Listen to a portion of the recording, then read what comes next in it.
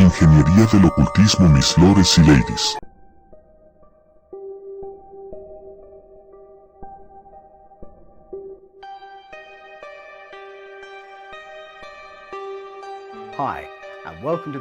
Hola, y bienvenidos al canal de Paul Wallace. Este video se publica por demanda popular. Lo puedo decir, porque responderé la pregunta que me hacen con más frecuencia, en respuesta a los videos que publiqué aquí en el canal Paul Wallace, y en el FedCan TV. Así que haré una especie de charla informal. Y hablaré sobre el tema de cómo encajan Dios y Jesús con esta narrativa de un universo más poblado y de una intervención antigua en nuestra ascendencia. Y la otra pregunta que me hacen con frecuencia es, ¿cómo salí de la vieja programación y llegué a esta visión que ahora está representada en el libro, Escapando del Edén? Bueno, para responder a la segunda pregunta, nos remontamos a algo que sucedió cuando tenía 5 años. Es algo viejo, pero llegaré ahí en un minuto. Quiero comenzar mirando la historia de cómo la Biblia, tal como la conocemos, llegó a existir. Ahora, las historias de los comienzos, que es donde realmente se enfoca, Escapando del Edén, en Génesis 1 al 11. Y parecen ser un conjunto muy antiguo de historias, una forma resumida de las narrativas sumerias que ahora podemos leer en todas las escrituras cuneiformes. Para mí tiene sentido que estén en la raíz de la historia, porque Abraham y Sara, los progenitores de la tradición judía, procedían de una cultura de base sumeria. Eran un pueblo semítico, pero habían crecido dentro de las culturas que habían evolucionado a partir de la antigua cultura sumeria, por lo que no es sorprendente que trajeran consigo sus historias de comienzos. Tenemos un canon original, lo llamo el canon abrahámico, del Génesis 1 al 11. La siguiente etapa fue cuando algún tiempo después de la época de Moisés, esas historias fueron reelaboradas y agregadas a otros libros, por lo que tenemos el Génesis hasta el libro de Deuteronomio, el Pentateuco, la Torá. Y los eruditos creían que eso surgió en algún momento del siglo 7 antes de Cristo.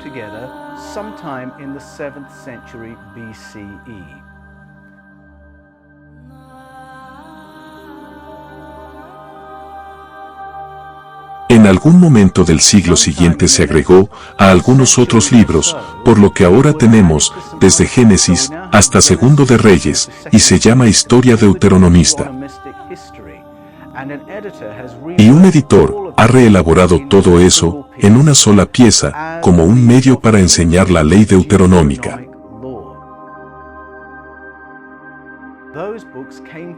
Esos libros vinieron junto con las ganancias mayores y menores, y se realizó una edición y redacción importante en algún momento del siglo VI a.C., para formar lo que llamamos el canon hebreo.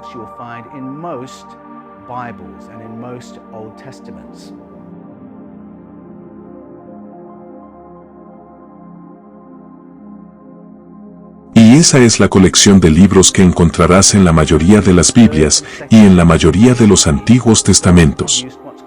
Entre el siglo III y II a.C., los eruditos produjeron lo que se llama la Septuaginta, que era una traducción griega de las escrituras hebreas, y agregaron a esos libros algunos otros escritos que se habían escrito desde el cierre del canon hebreo. Cuando Jesús y los apóstoles citaron las Escrituras, están citando la Septuaginta, y fue escrita realmente como un documento internacional. La gente quería el monoteísmo, y así fue en ese contexto que se produjo la Biblia internacional en habla griega.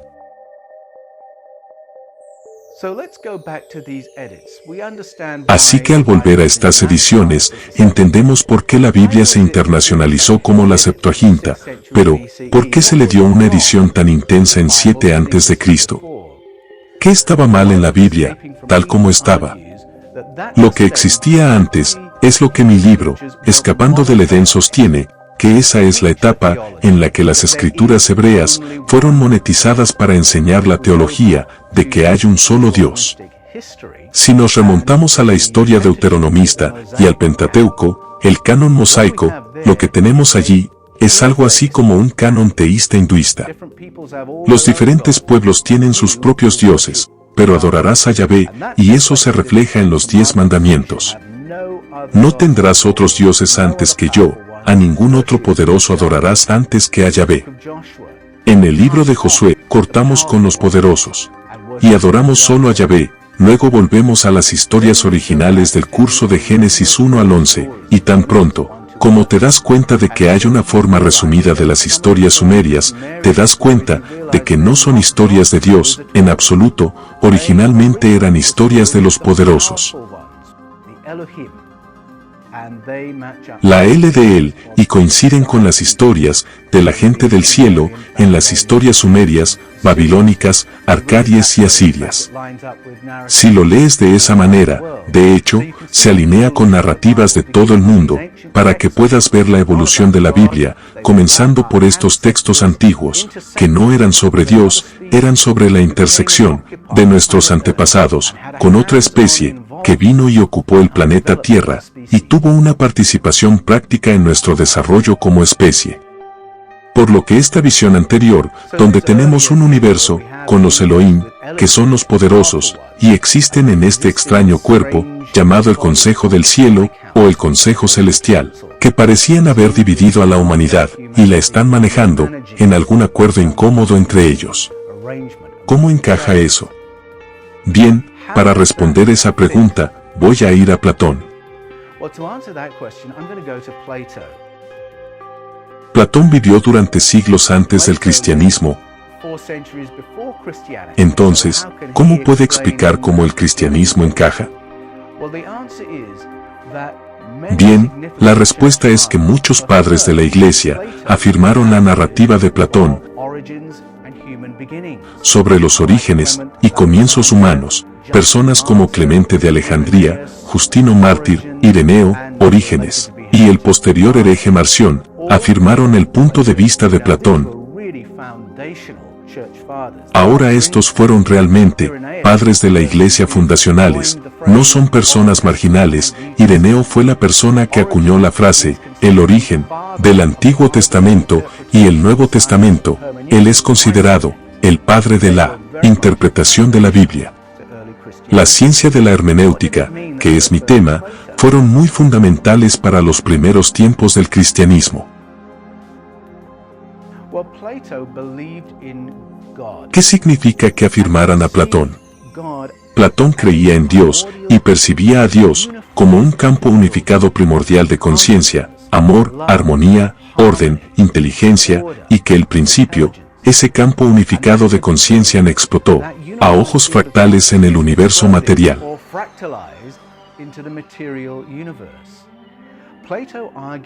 Platón argumentó que el universo material existe o nació para que esa conciencia se exprese, y nosotros somos parte de esa historia.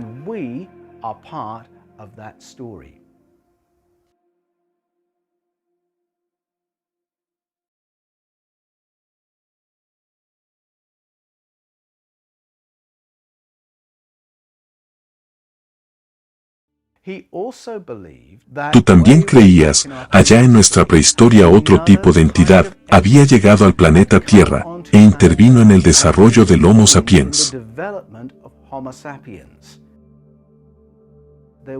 Hubo una intervención externa para mejorar nuestra capacidad de conciencia e inteligencia y en última instancia, la tecnología, y él no vio que eso estuviera de ninguna manera en conflicto con que el universo tenga una fuente primordial de todas las cosas, así que esto lo pensaban bien la Iglesia.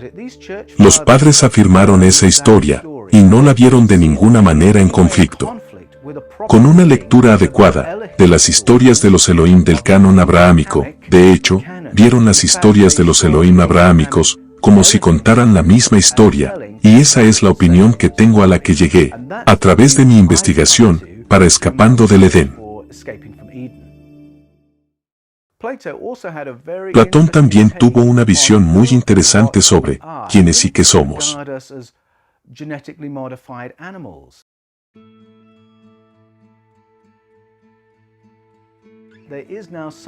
No nos consideraba simplemente animales genéticamente modificados.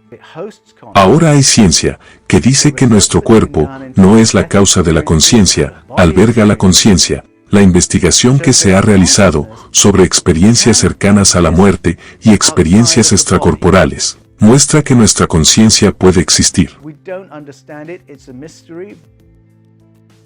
Fuera del cuerpo, no lo entendemos, es un misterio, pero encaja completamente con la visión de Platón, de que en él, al principio somos aspectos de ese campo unificado de conciencia, que observa en fractal, y luego nos individualizamos como conciencia individual, y encarnamos como seres humanos, y tenemos una experiencia humana.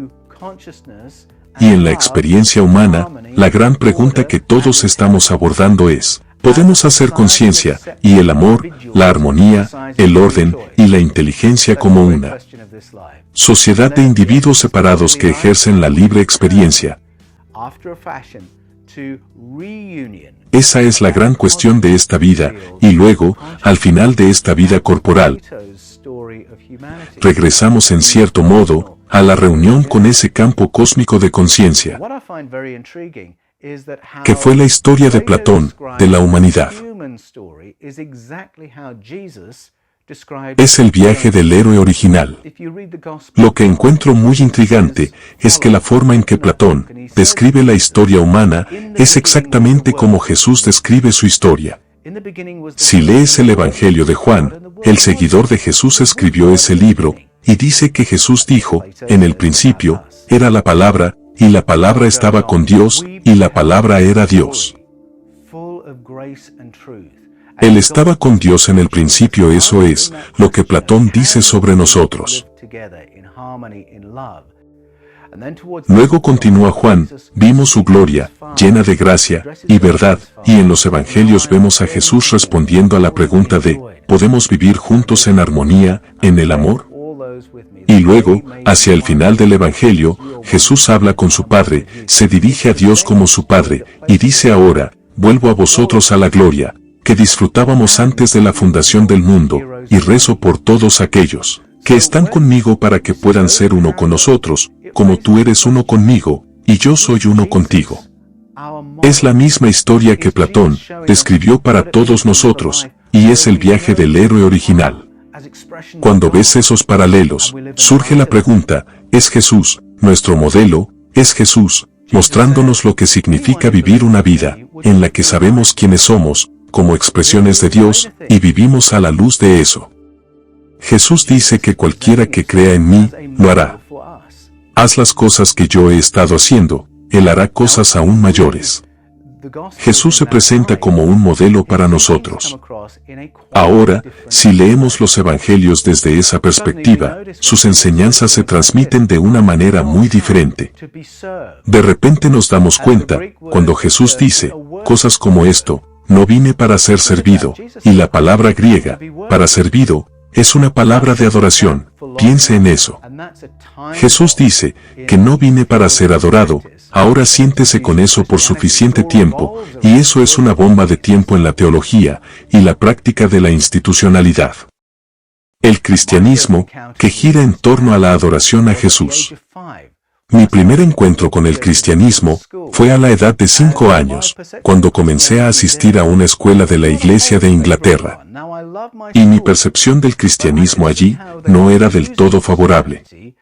Ahora amo mi escuela, pero pude ver cómo estábamos usando el cristianismo para controlarnos y manipularnos, y recuerdo haber hablado con mi padre sobre eso cuando yo tenía solo 5 años. Y hay una ocasión particular que recuerdo, cuando nuestra impresión apoyó a la señora Mae.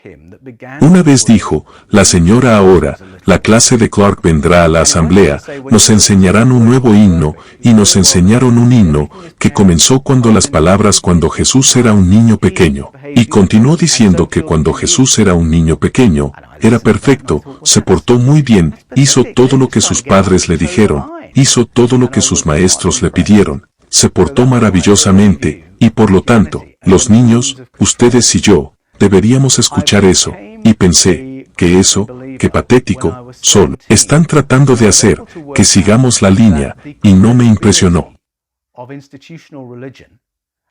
Así que esa fue mi primera visión del cristianismo, como un medio de control.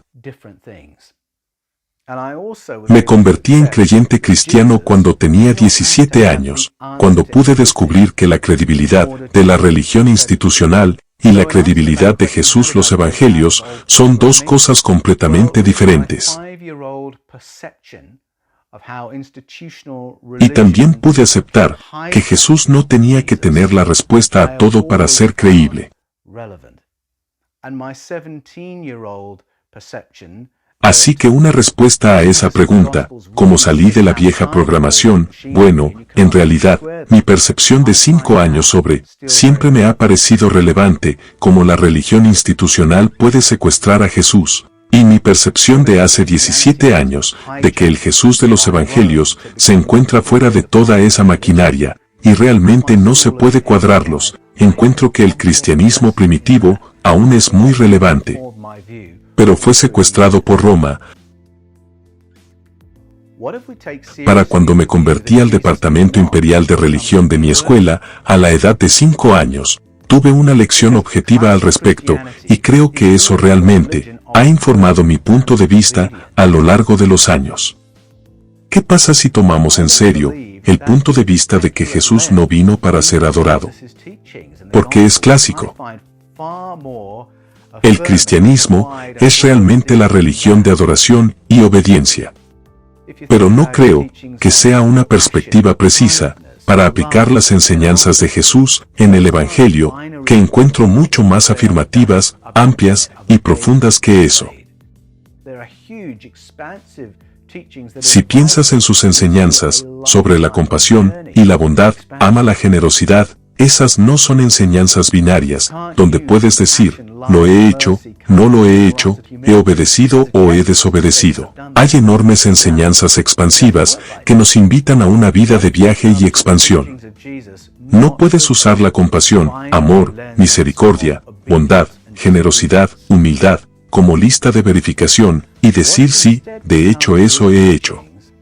Así, ¿qué pasa si llegamos a las enseñanzas de Jesús, no con una lente binaria de obediencia y desobediencia? Si en cambio llegamos a sus enseñanzas considerándolo como nuestro modelo, ¿qué efecto tiene eso en nuestras percepciones? Hay un momento en los Evangelios en el que tenemos 3 enseñanzas de amén y un objetivo de enseñanza. Todas son partes del mismo dicho. Amén se traduce como verdad o cierto. Amén, amén se traduce como en verdad, o como de cierto, en cierto. Yo soy el camino, amén y la vida y nadie viene al Padre excepto a través de él. Ahora me parece interesante, si Jesús es nuestro modelo, si lo vemos a él de esa manera, entonces lo que está diciendo, es la manera en que ves en mí, la verdad que escuchas de mí, la vida que me ves vivir. No hay manera de venir al Padre, excepto a través de esas cosas que soy, esas cosas que estoy revelando, esas cosas que estoy modelando, suenan muy diferentes. No se trata de que Jesús se ponga de pie y dicte quién va al cielo y quién va al infierno, y a menudo enmarcamos sus enseñanzas de esa manera. Él nos está mostrando ahora. Ese es solo un ejemplo. No tengo todas las respuestas. Esto es un replanteamiento que estoy haciendo, pero diría esto: quiero ver y escuchar las enseñanzas de Jesús, sin todas las capas de alarmismo y amenazas de muerte y desempoderamiento, que siglos y siglos de religión institucional tienen capas encima de él, y no creo que estén arraigadas en las enseñanzas de Jesús.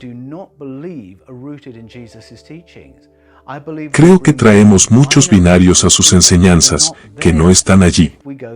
Si vamos a los Evangelios, tenemos binarios de religiosos, no religiosos, espirituales, seculares, obediencia, desobediencia, cristianos, no cristianos, iglesias cristianas, no cristianas, cielo, infierno, salvo y no salvos. Y Y no creo que esos binarios, de ninguna manera hagan justicia a la belleza y la amplitud de las enseñanzas reales de Jesús si vas a los evangelios.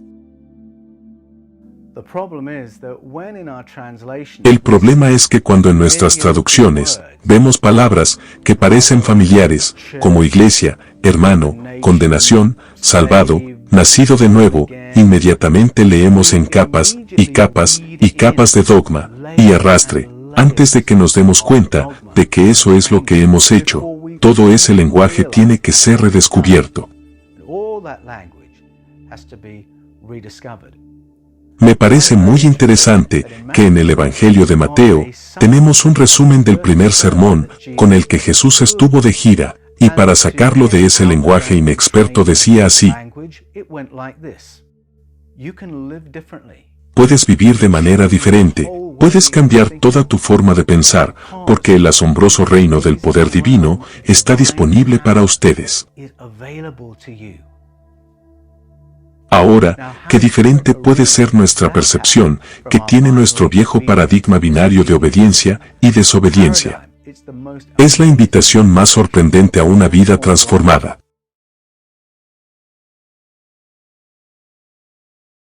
Bueno, hay un momento nuevamente en el Evangelio de Juan, donde Jesús dice que tengo otros que no son de este redil, y los traeré también.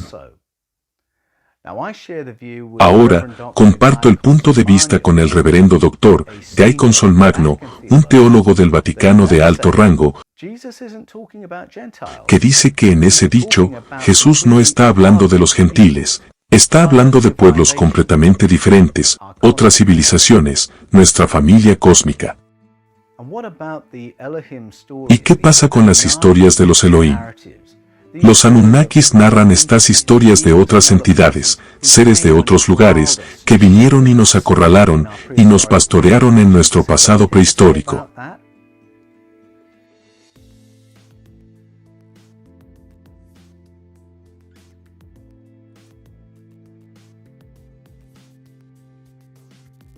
¿Tiene Jesús algo que decir al respecto? Bueno, es interesante que Jesús dijo que todos los que vinieron antes que yo eran ladrones y asaltantes. El ladrón viene solo para robar, matar y destruir. Yo he venido para que puedas tener vida y tener vida en toda su plenitud. Y hay un verdadero misterio en esa enseñanza, porque ¿quién vino a saquear? ¿Quién vino a matar y destruir? ¿Quiénes fueron los que nos acorralaron y pastorearon en el pasado? Pero hay otra posibilidad. Si Jesús nació como uno de nosotros, y fue criado por sus padres, y creció bajo la tutela de sus maestros en la Palestina del siglo I, entonces es muy posible que Jesús no supiera. Todo lo que sabía eran las escrituras que le habían enseñado, y es notable que cuando él y sus apóstoles van a las escrituras hebreas, nunca obtienen el significado simple, nunca obtienen una lectura fundamentalista. Siempre es una lectura metafórica, una lectura profética, una lectura esotérica, y no es difícil adivinar por qué. Porque si crees que Jesús nos muestra cómo es Dios, entonces las historias de los Elohim no pueden mostrarnos cómo es Dios. Porque el personaje que emerge en las enseñanzas de los Elohim es totalmente diferente.